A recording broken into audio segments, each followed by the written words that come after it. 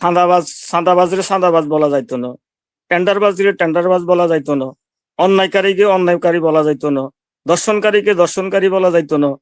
কি বলা যাইবো ভাই? একটু শিখাই দেন কি বললে ভালো হইব। এখন আপনারা রাশেদ খানকে যে নিয়োগ দিলেন, রাশেদ সে কি জানে? সে কিয়া? আপনার যারা মা বলি হাসিনারে পাদরি সালাম করে তাদেরকে আপনারা উপদেষ্টা বানান, তারা আপনারা সচিব পদে মর্যাদায় রাষ্ট্রের কোষাগারের টাকা দিয়ে তাদেরকে আপনারা নিয়োগ দেন।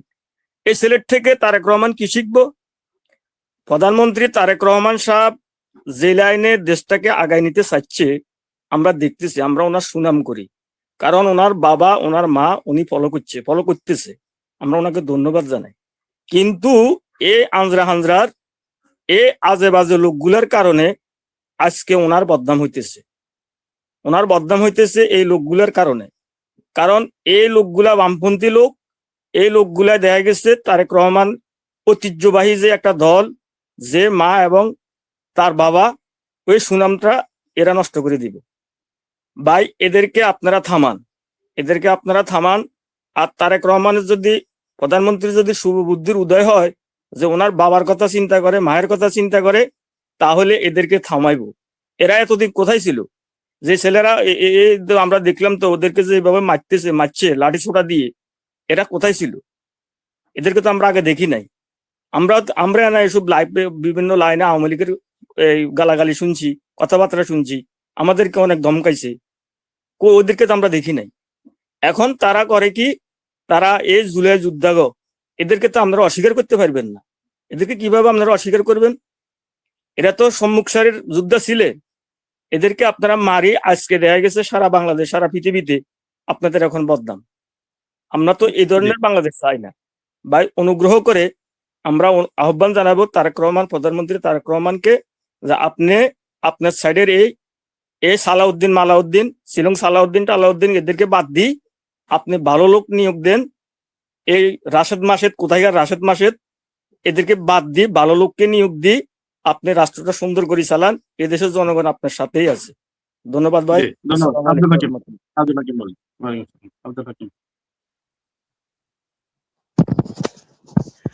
সম্মানিত সঞ্চালক এনামূল হক মনির ভাই এবং বিজ্ঞ আলোচক বিন্দু, আসসালামু আলাইকুম। মনির ভাই, আজকে বালুর টাকের বিষয়টা উঠে আসছে বারবার। বেগম জিয়ার বাসার সামনে যে বালুর টাক রাখা হয়েছিল সেটার সঙ্গে তুলনা করা হয়েছে হবিগঞ্জে যে এনসিপির পদযাত্রায় যেটা বাধা দেওয়া হয়েছে, সেখানে খালি টাক রাখা হয়েছে। দেখেন, ওই সময় বিএনপি ৭০ লক্ষ নেতাকর্মীর নামে মামলা ছিল। আপনি এটাও জানেন, বিএনপির নেত্রী বেগম জিয়ার বাসার সামনে থেকে বালুর টাক যেমন সরাতে পারে নাই, তেমনি আরো একটা অফিস ছিল, মাত্র একটা তালা লাগানো ছিল, সে তালাটা ছুঁতে পারে নাই ১৭ বছর। এটাও মাথায় রাখতে হবে। এই রফিকুল ইসলাম কনক সাহেব সম্ভবত এনসিপির নেতা, ওনার নামের পাশে রাজনৈতিক পরিচয়টা লেখা নেই। তো উনি কিছু বক্তব্য বললেন যে জুলাই আমাদেরকে গণতন্ত্র শিখিয়েছে, জুলাই আমাদের প্রতিবাদ শিখিয়েছে, জুলাই আরো কিছু শিখিয়েছে আমাদেরকে। জুলাই আমাদেরকে শিখিয়েছে ২৪ সালেই মব ভায়োলেন্স করে ১২৪ জন মানুষকে মার্ডার করতে। জুলাই আমাদেরকে এটাও শিখিয়েছে ২৫ সালে ১৭৪ জন মানুষকে হত্যা করতে। এই ২৯৮ জন মানুষ হত্যা হয়েছে এই বৈষম্য বিরোধী ছাত্র আন্দোলনের বেশ কয়েকজন নেতা উপদেষ্টা ছিলেন।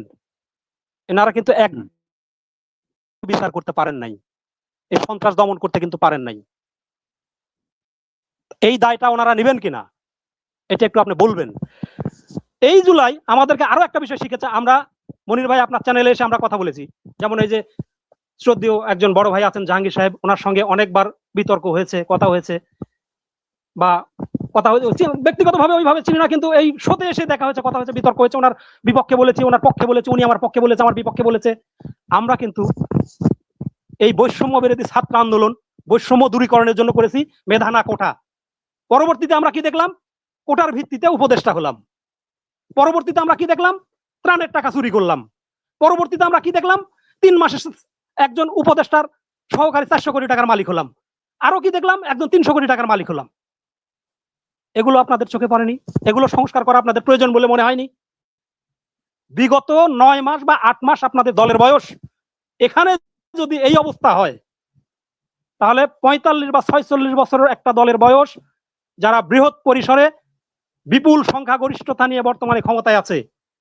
একটা জায়গায় গিয়ে আপনি একটা বক্তব্য দিচ্ছেন উস্কানিমূলক, আগে আপনার নিজের অবস্থানটাকে পরিষ্কার করতে হবে। বগুড়ায় গিয়ে নাসিরউদ্দিন পাটোয়ারি বক্তব্য দিল, প্রধানমন্ত্রীর এলাকা তারেক রহমান চাঁদাবাজ। কেন চাঁদাবাজ? এক জায়গায় গাড়ি রেখেছে, তারা লিজ নিয়েছে পার্ক হিসেবে, তারা পার্কের 50 টাকা চেয়েছে, ভাই আমাদের পার্কিং এর জন্য 50 টাকা দিতে হবে লিজের, এটা আমরা লিজ নিয়েছি, আমাদেরকে এখানে গ্যারেজ ভাড়া দিতে হবে। সে মাইকে ঘোষণা করে দিল তারেক রহমান চাঁদাবাজ। উনি আকপিস ভেবে বললেন না কথাটা, ওনার জাস্টিফাই করা উচিত ছিল। ওনার ড্রাইভার ওনাকে বলল আর উনি এটা বলে দিল, সশরীরে ওখানে গিয়ে উপস্থিত হয়ে এই কথাটা যাচাই করে তারপরে বলা হতো, কারণ একটা দেশের প্রধানমন্ত্রীর বিরুদ্ধে উনি কথা বলতেছেন। এখন পরবর্তীতে একটু বিষয়ে আসি, যে জনাব জাহাঙ্গীর রহমান সাহেব কিছু কথা বলেছেন, খুবই গুরুত্বপূর্ণ কথা। এ দেশে কিছু নতুন চাঁদাবাজের উদ্ভব হয়েছে। জাহাঙ্গীর সাহেবের প্রশ্নের জবাব শেষ করবো মনির ভাই। না, আমি ওনার প্রশ্নের জবাব দিচ্ছি না, আমি ওনার প্রশ্নের জবাব দিচ্ছি না, ভাই। হ্যাঁ, উনি সঠিক কথা বলেছেন। কোথায় থেকে কিছু অনুপ্রবেশকারী কিছু চাঁদাবাজের উদ্ভব হয়েছে, সেগুলোকে বিএনপি যদি নিয়ন্ত্রণ করতে না পারে, অদূর ভবিষ্যতে বিএনপির জন্য খুবই সমস্যা আছে। যারা হাই প্রোফাইলের ব্যক্তি আছেন, সমাজ সংস্কারক, জাতির বিবেক, জাতিকে নিয়ে চিন্তা করেন, ভাবনা করেন, তেনাদের মাধ্যমে এই মেসেজগুলো আমি বিএনপির হাই কমান্ডের কাছে পৌঁছে দিতে চাই। একটু আপনারা বলবেন, অবশ্যই আপনাদের সঙ্গে সাক্ষাৎ হয়। মনির ভাই, আপনি একটা চ্যানেল পরিচালনা করছেন, আপনারাও এই কথাগুলো বলুন, তবে দেশ ও জাতির উন্নয়ন হবে। আমরা চাই সুস্থ সমাজ, সুষ্ঠু একটা দেশ, উন্নত একটা দেশ এবং মানবিক একটা দেশ চাই। হবিগঞ্জে যে ছেলেটার চোখটা নষ্ট হয়েছে, খুবই মর্মান্তিক, দুঃখজনক।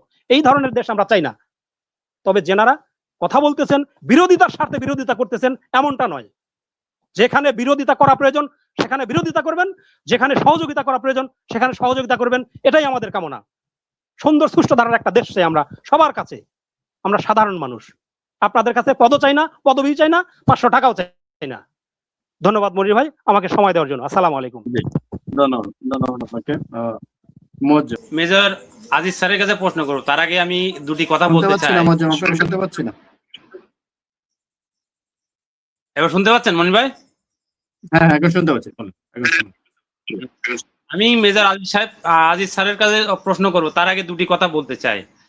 যে বিএনপির কিছু নেতা, মানে এই যে পাটোয়ারি বেফাস মন্তব্য করেছে, তো এই যে তার ওর প্রতিবাদে এই যে হামলাটা করে একজনের চোখ নষ্ট করে দেয়া হলো, পাটোয়ারির ওইটা অন্যায়, কিন্তু আর হচ্ছে এই যে চোখ উপড়ে ফেললো, এটা অন্যায় না। এইটার ডিফেন্স করতে প্রতিটা নেতা, বিএনপির নিম্ন পর্যায় থেকে উপরে পর্যায়ের প্রত্যেক নেতা ডিফেন্ড করতে আসছে ভাই। মানে কতটুক নিম্ন পদের মেন্টালিটি হলে মানে এইসব কথা বলতে পারে। আপনি পাটোয়ারি অন্যায় করেছে, এনসিপির বেফাস কথা বলতে বলছে, রাজনৈতিক বক্তব্য, ওটা আপনি গায়ে টেনে নিলেন, ঠিক আছে। আপনি কোন আইনে আছে যে আপনি একটা কথা বলেছে তাকে মেরে সেটা বদলা নিতে হবে? সংবিধানের কোন অধ্যায় আছে আমাকে বুঝাতে হবে। সবচেয়ে বড় কথা আছে, আপনারা দলের পাটোয়ারি অন্যায় করেছে, আপনারা কি করছেন? এটা আপনাদের কোন রাইট আছে আপনাদের যে আপনি একজনের মানে একজন আপনাকে গালিগালাজ করবে, আপনি চোখ উপড়ে ফেলবেন? তো আমি স্যারের কাছে প্রশ্ন করতে চাই, স্যার, এই যে বিএনপির এই যে কর্মকাণ্ডগুলা, আমি মনে করি যে এনসিপির একটা প্রচার বাড়িয়ে দিচ্ছে। একটা ছোট দল, এই প্রচার করতে গেলেও অনেক খরচ, অনেক কষ্ট করা লাগে তাদের। বিএনপি এই কাজগুলো যে করছে, এতে কি এই এনসিপির প্রচার বাড়ছে না? মানে এই যে কাজগুলো করছে, এই কাজগুলো করে এই যারাই করলো, বিএনপির বেগম জিয়া বলতো না যে টোকাই বস্তি ছেলে নিয়ে এসে দল করো না, এই সেই বস্তির ছেলে, এরাই বস্তির ছেলে যারা বিএনপি কে ডুবাচ্ছে। আমি বলতে চাচ্ছি যে এতে বিএনপির ক্ষতি হলো না লাভ হলো, এটাই আমার প্রশ্ন স্যার। ধন্যবাদ।